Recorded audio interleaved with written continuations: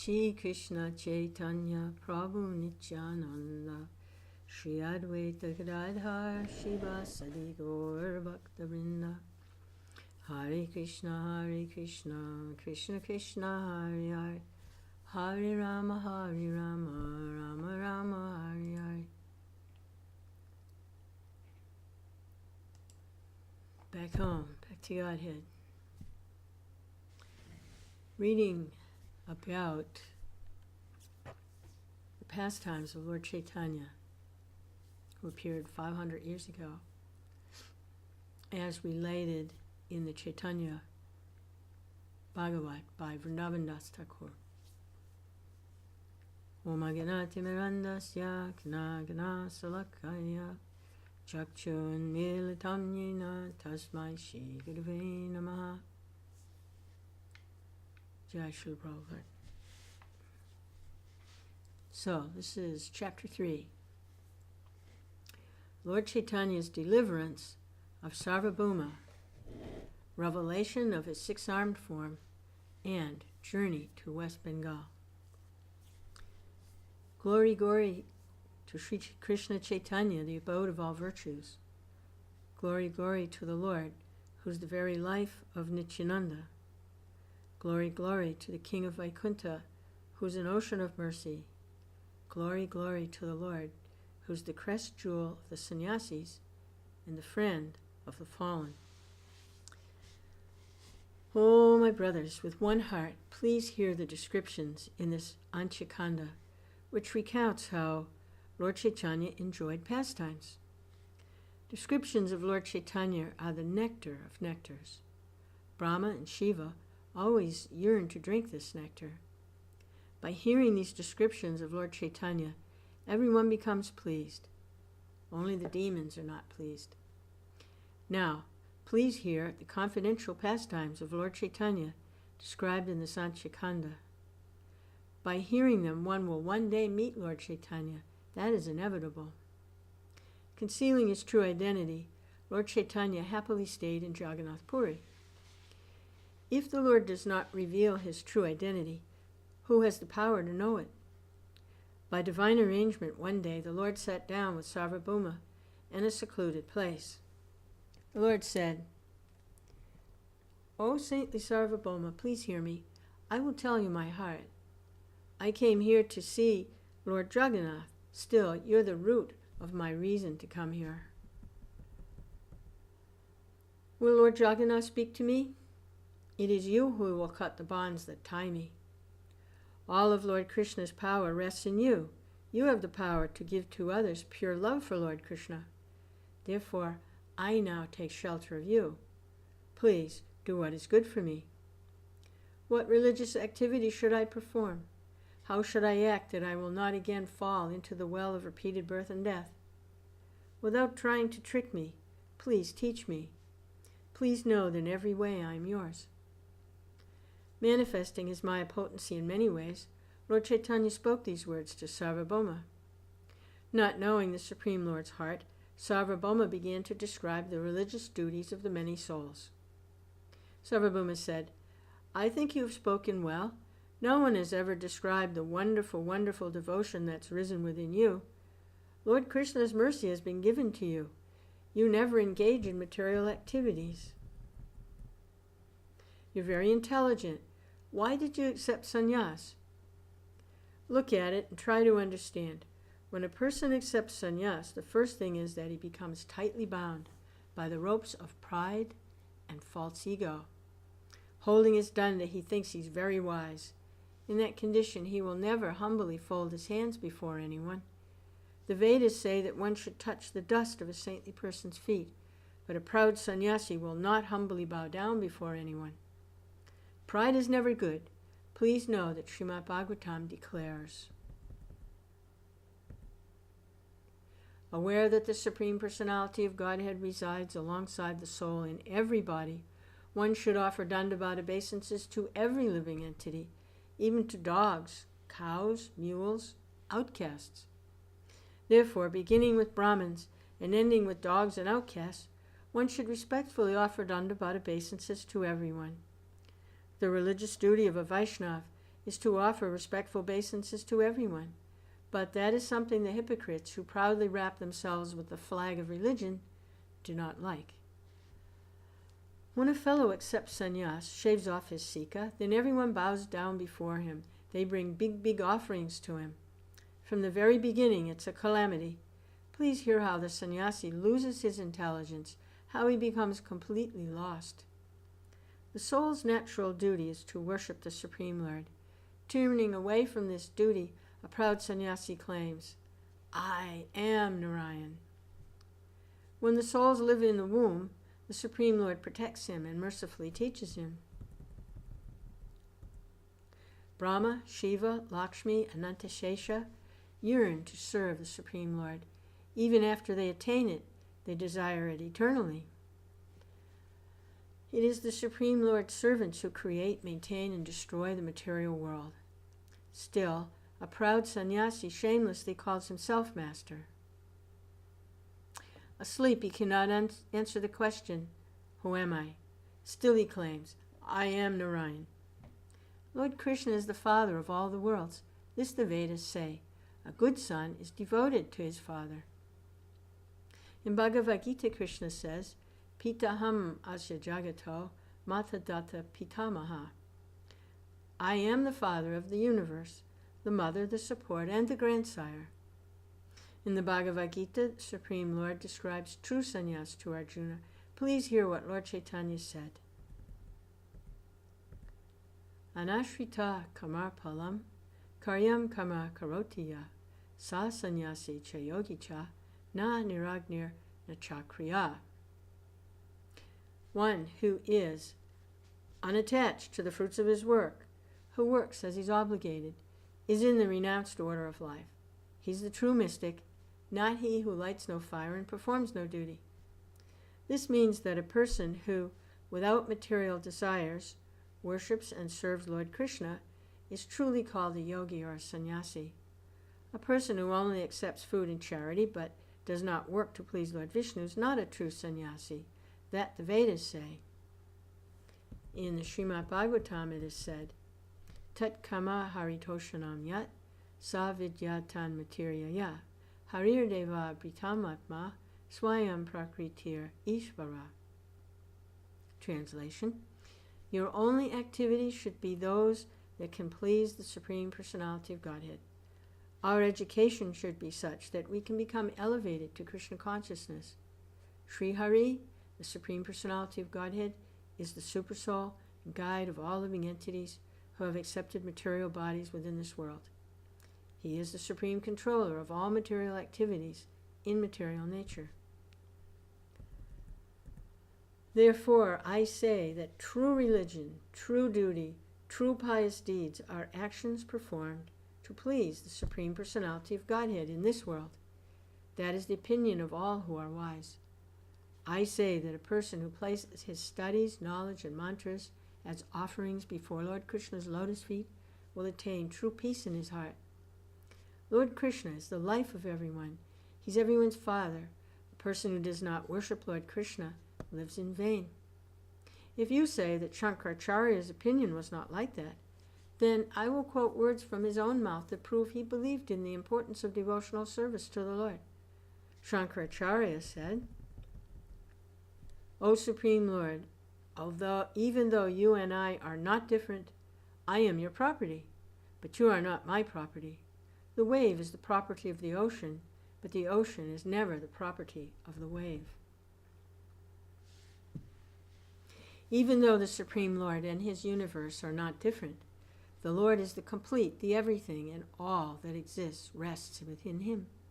Here Shankaracharya says, O Lord, I am manifested from you, but you are never manifested from me. He gives an ordinary example. He says that a wave comes from the ocean, but the ocean never comes from a wave. He says, O Lord, this world is yours. You are its father. In this world and in the spiritual world, you are the protector. Anyone who does not worship and serve the Supreme Lord, who protects the world and from whom the world was born, should be shunned. That's the meaning of Shankaracharya's words. Without understanding that truth, what is the use of shaving one's head? With great love and devotion, a sannyasi should chant Narayana at every moment. If a person, not understanding the true meaning of Shankaracharya's words, turns to devotional service and then shaves his head, he attains only suffering. Therefore, I ask you, why have you entered on this path? If by serving Lord Krishna with love and devotion one becomes delivered from this world, what more will one obtain by shaving his sika? If you say that Madhavendra Puri and other fortunate souls accepted sannyas and shaved off their sikas, then I reply by asking, how is this proper time for you to accept sannyas? Only after 3/4 of their lives have passed, and they've already tasted whatever nectar lies in material things, do the great souls accept sannyas. You're still young. How are you qualified for sannyas? How will you attain the spiritual goal of life by accepting sannyas? The devotion already present in your body is a rare mercy. Even the kings of the yogis and many others cannot attain. Why have you become so mad that you've accepted sannyas? Hearing Sarvabhauma's description of devotional service, Lord Chaitanya, who is Lord Narayan himself, became very happy. Lord Chaitanya said, Saintly Sarvabhauma, please listen. Please know that I'm not really a sannyasi. Tormented by separation from Lord Krishna, I cut off my sika and left home. Please don't think of me as sannyasi. Give me your mercy so I always think of Lord Krishna. In this way, the Supreme Lord bewildered his servant. In the Lord's place his Maya potency before him. If the Lord places his Maya potency before him, how can a devotee understand the truth? If the Lord does not reveal himself, who has the power to understand him? The Supreme Lord was still pleased with his servant's words, even though the servant did not understand what was happening. The Supreme Lord always enjoys pastimes with his servants. His servants are the reason he personally descends to this material world. As much as the servant worships and serves the Lord's feet, so much Lord Krishna worships and serves his servant. That's the Lord's nature. He loves his devotees. Who has the power to stop him from loving them? Gazing and gazing at Sarvabhauma, Lord Chaitanya smiled. Bewildered by Maya, Sarvabhauma did not understand. And Sarvabhauma said, You are in a higher ashram. The scriptures say that I should bow down before you, but that I should become your worshipper. If you glorify me, that's not right. Then I become an offender. Then Lord Chaitanya said, Please give up these tricks. In every way I take shelter of your shadow. In this way, Lord Chaitanya played with his servant, who has the power to understand Lord Chaitanya's pastimes. Then the Lord said, I have only one desire. I will hear Srimad Bhagavatam from your mouth. There is no one but you who can destroy the doubts in my heart. Sarvabhauma said, You have all knowledge, you're very learned, that I know for certain.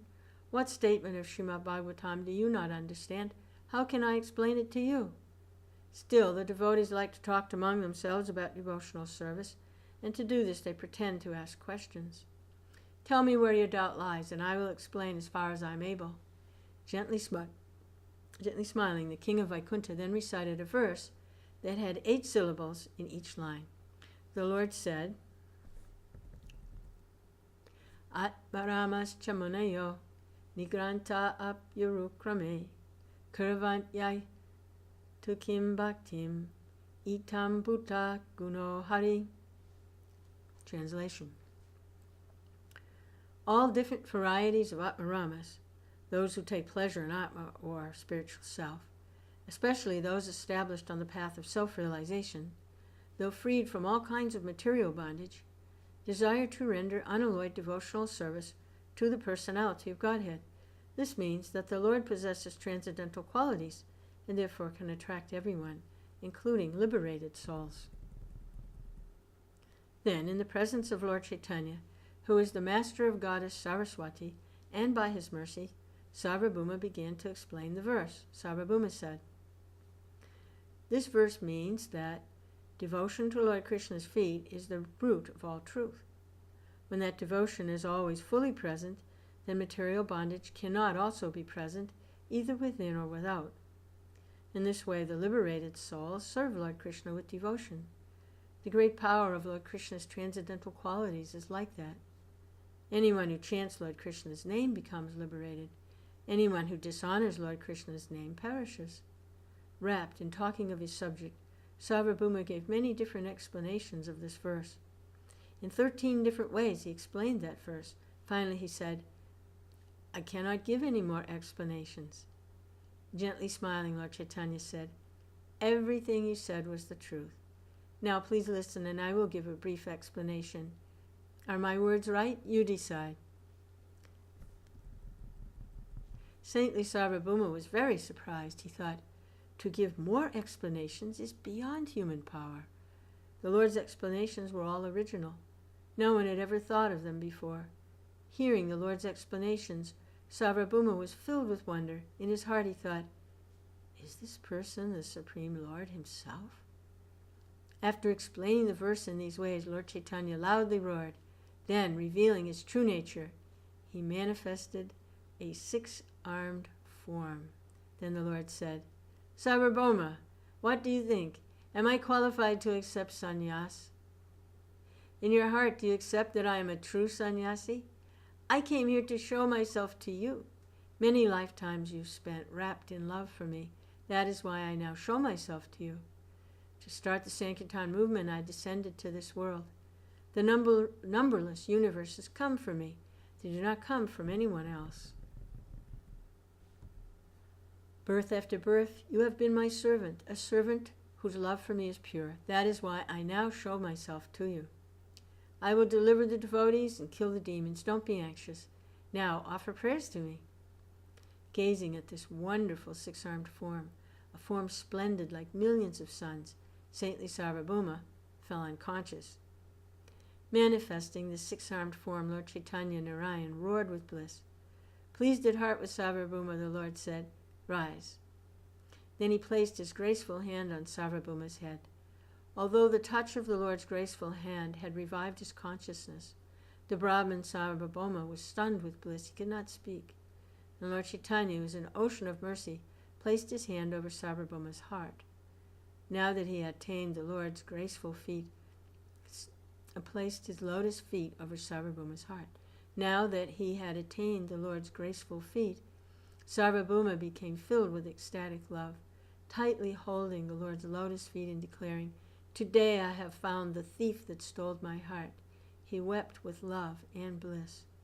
Holding the wonderful lotus feet that are Goddess Lakshmi's great treasure, Sarvabhauma loudly wept. He said, "Sri Krishna Chaitanya, my Lord, Master of my life, Lord, please place your glance on fallen me. Not understanding your inconceivable pure heart, sinful I tried to teach religion to you, my Lord, who, beginning with the great kings of yoga, is not bewildered by your maya. Why should you not have the power to bewilder me? Lord, please give me loving devotion to your feet. Glory, glory to Sri Krishna Chaitanya, the Master of my life. Glory, glory to the Lord, come from saintly Sachi's womb. Glory, glory to Sri Krishna Chaitanya, the life of all. Glory, glory to the Lord who protects the Vedas, Brahmins, devotees, and principles of religion. Glory, glory to the Master of Vaikuntha and all the worlds. Glory, glory to the best of the sannyasis, a sannyasi whose form is pure and spiritual." Speaking verse after verse, intelligent and saintly Sarvabhauma again and again glorified the Lord. He said, "Let my consciousness, which is like a honeybee, take shelter of the lotus feet of the Supreme Personality of Godhead, who has just now appeared as Sri Krishna Chaitanya Mahaprabhu to teach the ancient system of devotional service to himself. The system had almost been lost due to the influence of time." This verse means, may my heart stay at the lotus feet of the Lord, who bears the name Sri Krishna Chaitanya, and who, to again reveal the truth of devotional service to him, a truth that by the power of time had become hidden for some days, descended to this world. Then Sarvabhauma said, "Let me take shelter of the Supreme Personality of Godhead Sri Krishna, who has descended in the form of Lord Chaitanya Mahaprabhu to teach us real knowledge, his devotional service, and detachment from whatever does not foster Krishna consciousness. He's descended because he is an ocean of transcendental mercy. Let me surrender at his lotus feet." This verse means to teach his devotional service and detachment from whatever does not foster Krishna consciousness. The Supreme Personality of Godhead has mercifully descended to this earth. The Supreme Personality of Godhead, the oldest of all persons, now manifests his form of Sri Krishna Chaitanya. No one in the three worlds is his equal or superior. May the feet, transcendental qualities, and holy names of that Supreme Lord, who is an ocean of mercy, always stay in my heart. Speaking 100 verses like this, as he grasped the Lord's lotus feet, Sarvabhauma glorified Lord Chaitanya. He said, "To deliver the fallen, you've descended to this world. O Lord, I am fallen. Therefore, please deliver me also. I'm tightly shackled. Education, wealth, aristocratic family are shackles that bind me. How will I understand you? O Master of all living entities, please be merciful to me. Day and night, please stay in my thoughts. Lord, your pastimes are inconceivable and unapproachable. Unless you reveal the truth about them, who has the power to understand them? Assuming a transcendental wooden form of Daru Brahman, you stay in Jagannath Puri and happily enjoy many kinds of opulent foods.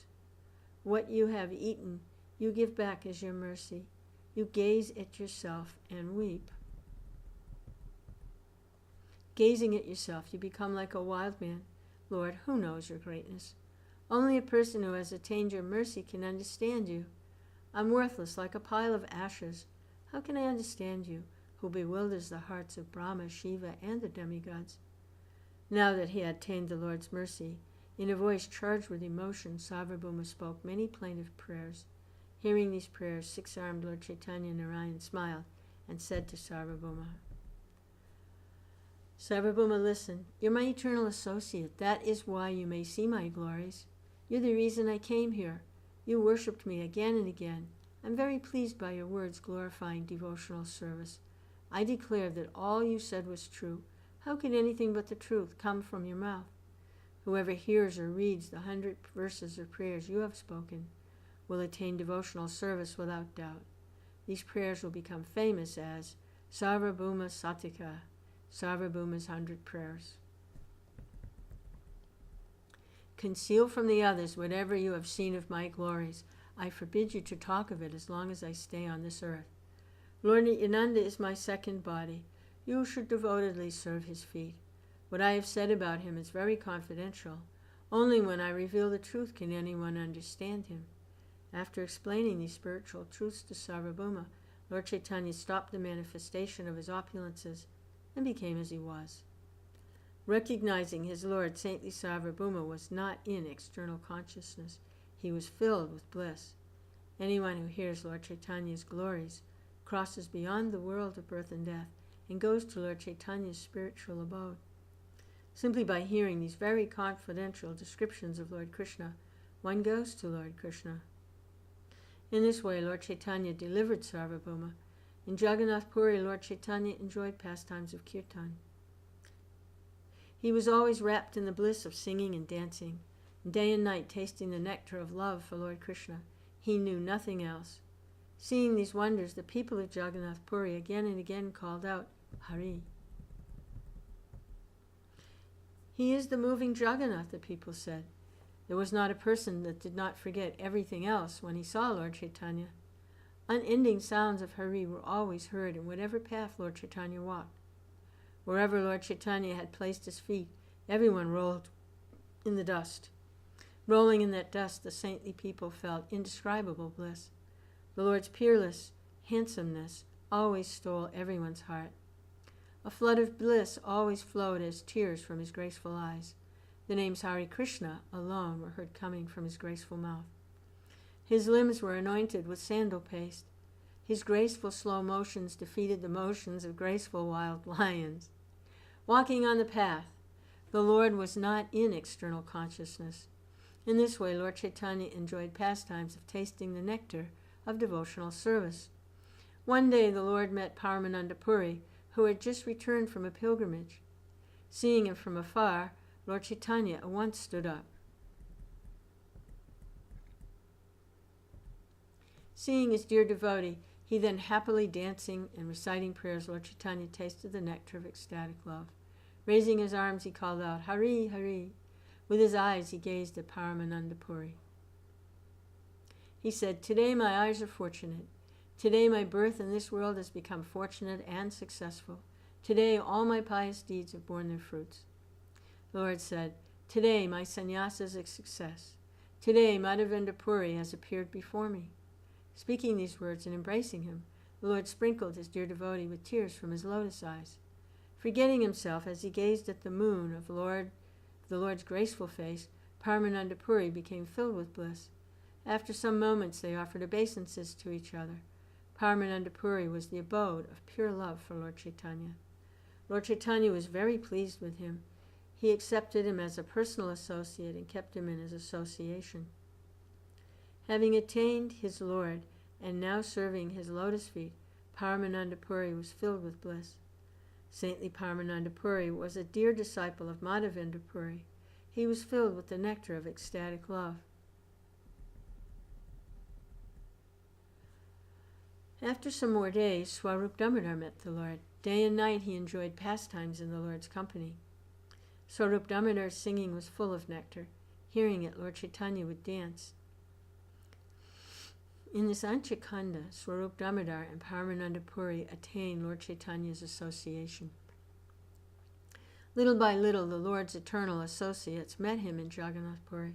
Little by little, the Lord's eternal associates that had taken birth in Orissa met the Lord. Pradyumna Mishra, who was spiritual love personified, met the Lord. The two great saints, Paramananda and Ramananda, also met him.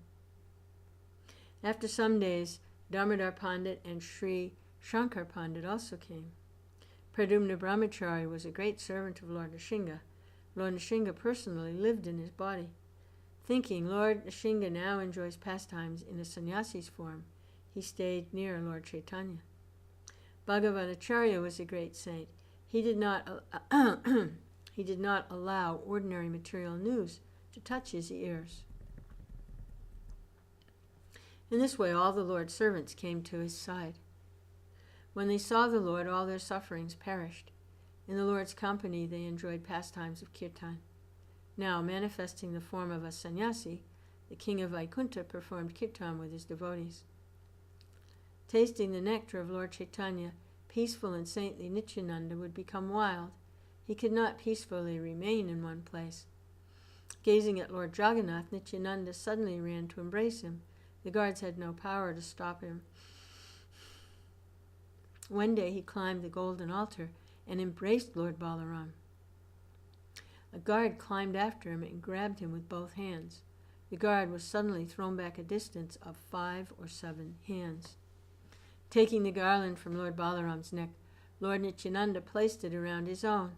Wearing the garland and walking like the king of elephants, Lord Nityananda left. The guard then thought in his heart, the sannyasi has the strength that is not human strength. Who else could stay in his body? After touching Lord Balaram, I am strong enough to hold and stop a wild elephant. How can a mere human being escape my grip? Although I tightly held this person with both my hands, I was thrown away like a blade of grass. Thinking in this way, the saintly guard was very humble when next he saw Lord Nityananda. Nityananda, who was always like a child, affectionately embraced the guard.